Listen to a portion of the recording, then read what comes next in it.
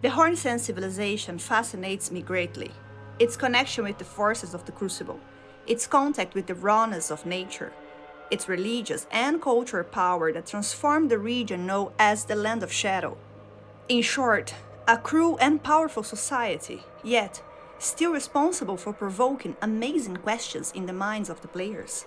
Following my discussion about Hornsent culture and the elements of the Crucible, I will now talk a bit about the military and religious strength of the Hornsent, mythical warriors, and powerful sorcerers such as the Inquisitors. So, let's begin a journey into self sacrifice, religion, and cruelty.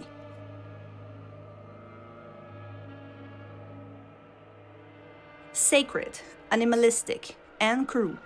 These are the best adjectives to summarize the Hornsent warriors. Unlike Mesmer, who commanded a well-structured army with loyal soldiers and a clear hierarchy, we find no evidence of a cohesive military force among the Hornsent. Perhaps this is because the genocide was so devastating that no trace of Hornsent culture survived. Not even their cities remain intact, leaving us with no clear understanding of the scale of their society or its martial strength. But I don't believe that. I believe the Hornsent did not possess an arm, at least not in the way we typically understand it. Their culture seems deeply intertwined with religion and mysticism, so it's not hard to imagine that this society created, instead of an army, powerful and violent beings capable of waging war on their behalf. After all, the Hornsents were an advanced and proud civilization, and in their pride, they likely never imagined they needed an organized military force to protect them. Who would dare attack and destroy such divine beings? From the trailer, we see signs of the immense strain of Mesmer's forces compared to the Hornsent. Romina's dead body, a man falling on the stairs, likely a hornet shaman, pierced by countless spears, and, of course, several impaled dancing lions. We know the Hornsents were deeply religious, believing the possibility of reaching the divine through sacrifices or physical transformation. Just look at the Curseblades and divine warriors. We also know that the Hornsent believed in the communion between humankind and the primordial forces of the Crucible, particularly in the transformation of body and mind through contact with this elemental power. One of their most striking creations, the Specimen Storehouse, was built to collect and preserve prehistoric remnants tied to the Crucible. I explored this museum and research center in my video dedicated to this amazing place. Many Hornsents bore horns and revered the convergence between man and beast. The more animalistic the features, the more divine the human was believed to be. Still, divinity wasn't guaranteed. Failure in the process left many cursed, as seen with the Curseblades, who were abandoned by the Hornsent and imprisoned for all eternity. And despite their failures and cruel experiments, which I will discuss later, the Hornsents ultimately succeeded in creating powerful species, such as the Hornet Warriors, the Divine Beast Warriors, and the Divine Bird Warriors. When it comes to raw strength, we have the Hornet Warriors, the Keepers of the Tower, stationed in various locations from Velurat to Midra's Manse. They wield greatswords with synchronized magical strikes that mimic horns, as described in their spirit Ash. This heavily armored guardian spirit of the tower attains inhuman strength through divine invocation, and wields a curved greatsword that brings horns to bear on its foes. In the tower, these warriors and their weapons both are spiritual vessels. They are fierce and agile, loyal guardians of Hornsent interests, found even in the abyssal woods, isolated from the rest of the Land of Shadow, showcasing their dedication to the Hornsent culture. According to the two-handed sword talisman, the Hornsent warriors were fitting figureheads for the military mighty of the tower they kept watch over, their death attacks slashing through any and all foes. They are also known as spiritual vessels, which suggests that Hornsent mysticism was capable of producing beings that aspire to divinity. Vessels mean to contain and channel the power of the Crucible. We also know from their helm description that the crown of sturdy tangles horns that they wear allows to invoke divinity. This indicates that even their warriors were capable of channeling the divine power revered by the Hornsent. One detail that reveals this group's significance, yet also their inferiority when compared to the other warriors, is the fact that the Hornet warriors do not fly like the Divine Bird warriors, nor do they bear the title Divine in their name. This implies that they occupy a lower tier of enlightenment. They could invoke divine power, but were still far from truly attaining it, as though they had only partially approached illumination. Their sacrifice and faith granted them access to the power of the Crucible, but it was not enough to reach the essence of true divinity. Interestingly, all the helms worn by these warriors, not just those of the Hornet warriors, come with negative effects.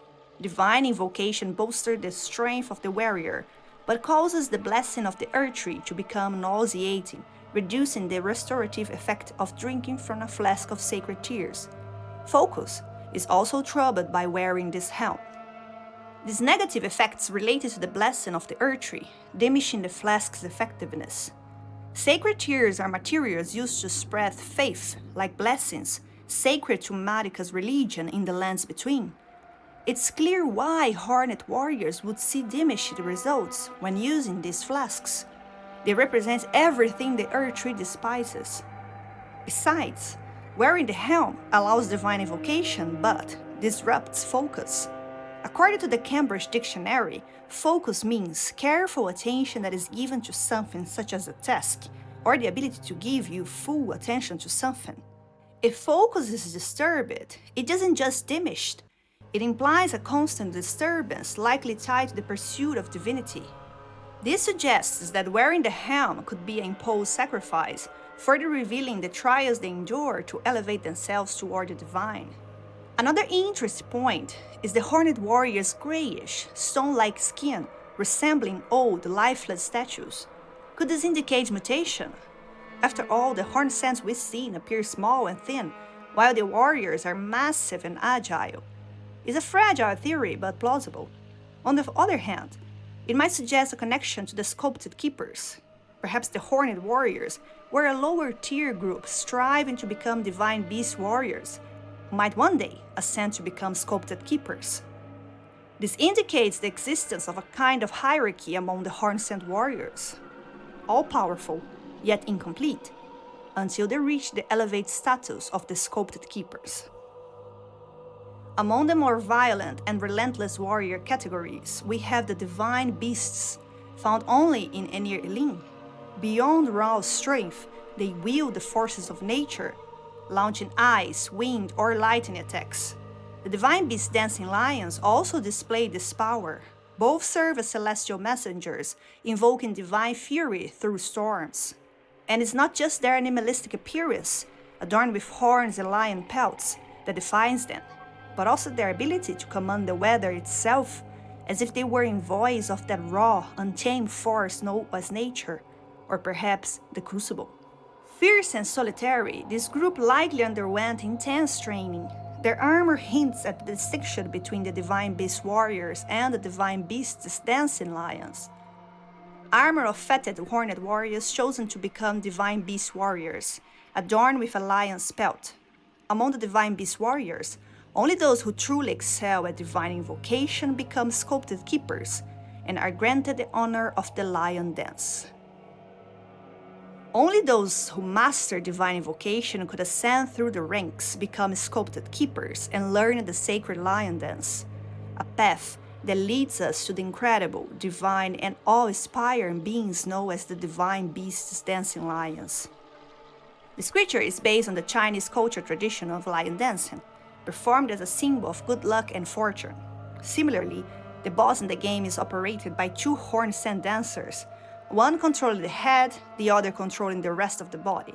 These sculpted keepers, capable of commanding the weather and summoning storms, are described in the Divine Beast's head. Ritual headwear in the form of a Divine Beast's head, used to perform the lion dance, worn by the very finest of the sculpted keepers. Alas, it no longer responds to the old woman's earnest prayer.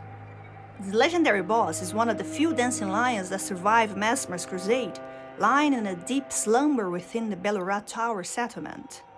Another can be found in the ruins of Ra, which remain intact, following requests from Mesmer's loyal followers.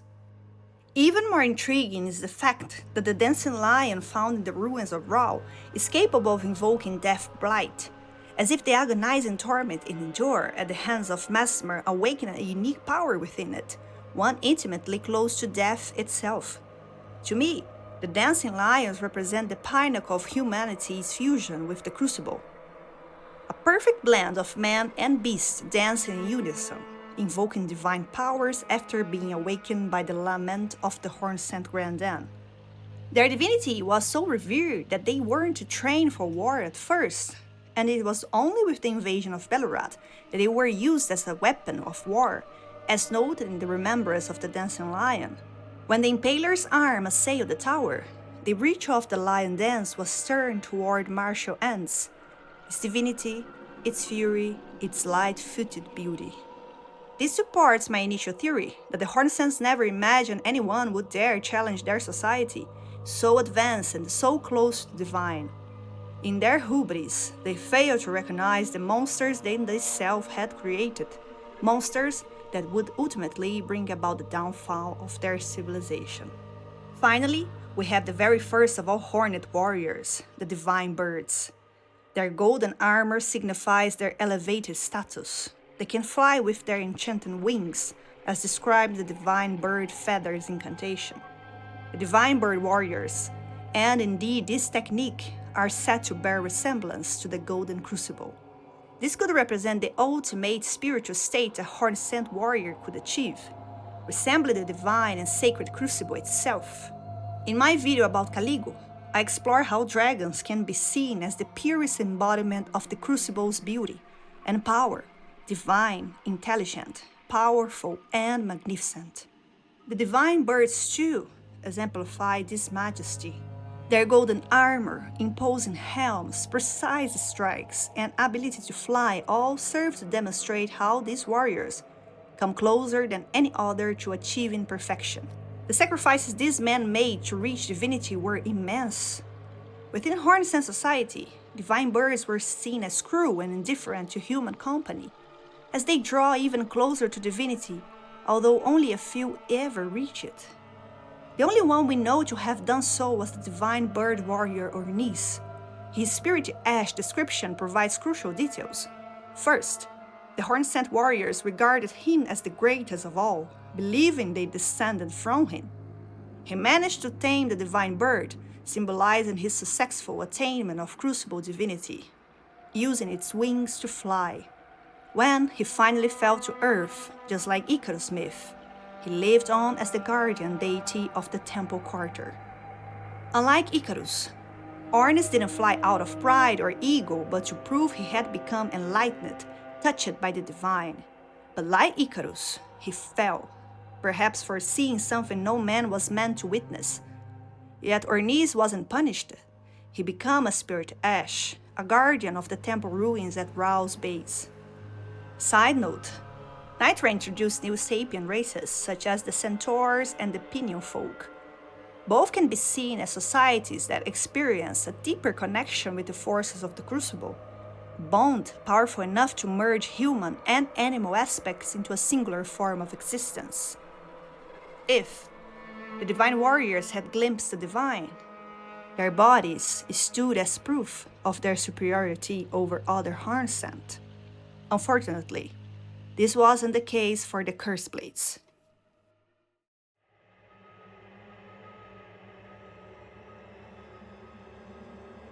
I was a bit hesitant to include the Curseblades in this video since everything suggests they were failed experiments locked away by the Hornsent. In other words, the Curseblades we encounter seems to have escaped their prisons after the destruction of Hornsent culture. However, since these creatures were created to enhance the power of the Hornsent, I believe they also deserve to be considered part of their military force. As soon as we step into the Land of Shadow, we encounter a mysterious creature that attacks the Tarnished with incredible speed, striking us as if performing a dance with agile movements and unique physique. The Curseblades have ashen skin, similar to the Horned Warriors, but with a different tone. It doesn't resemble stone like the warrior's skin, but rather something old and lifeless.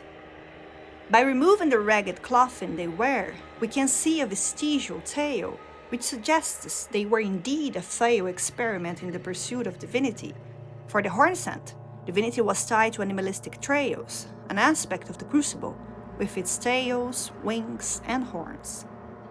We know from the Curseblades Cirque description that this group was known as ascetics who strove to become tutelary deities as a ritualistic object in their self-flagellating dances. Asceticism is a way of life associated with abstaining from material pleasures and comfort in pursuit of enlightenment. It's common for ascetics to renounce sex, food, tobacco, and other instant pleasures. No wonder the Curseblades wear only scraps of cloth and are extremely thin.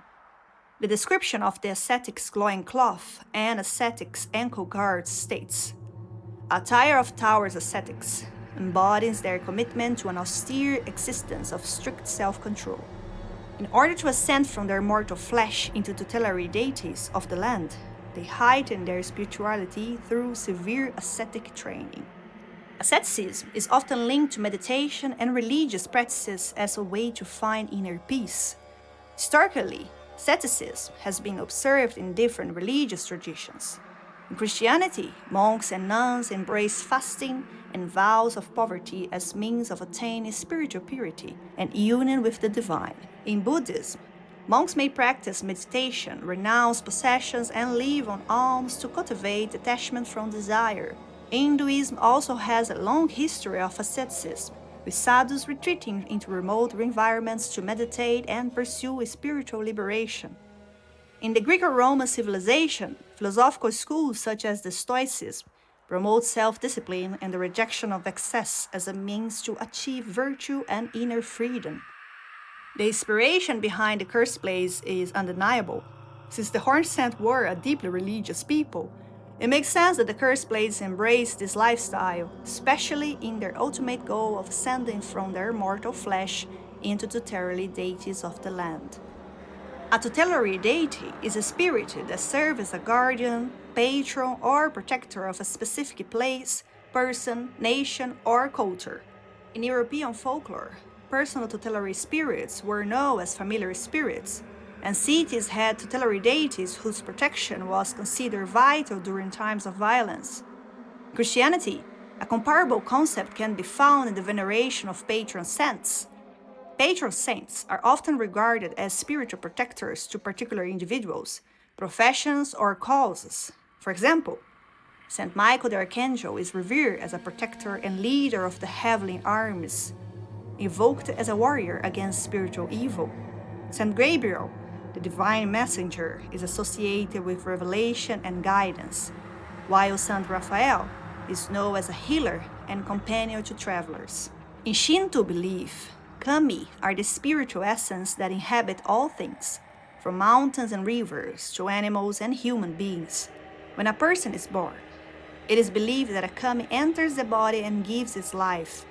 Upon death, this spirit leaves the body and returns to the natural world. Over time, the spirits of those who live with virtue may become revered as ancestral kami, like guiding spirits or tutelary beings worthy of worship. The path to divinity was painful, and yet the Curseblades failed to become these guardian spirits of the Hornsent. In a culture so deeply connected to religion and concerned with divine ascension, this failure must have been seen as a stain, something that had to be hidden.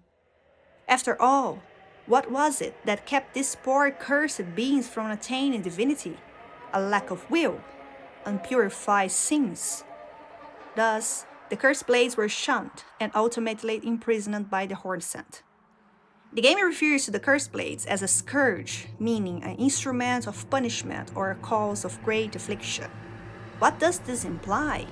The Curseblade mirror Spirit Ash description states, long ago, before the land was overshadowed by invasion, this scourge was shunned, and the Curseblades were imprisoned. I believe that the Curseblades were once used as instruments of punishment, but were ultimately imprisoned and shunned by the Hornsent. The Hornsents were not known for mercy. Like many societies throughout history, they excluded those who did not fit their ideals of civilization.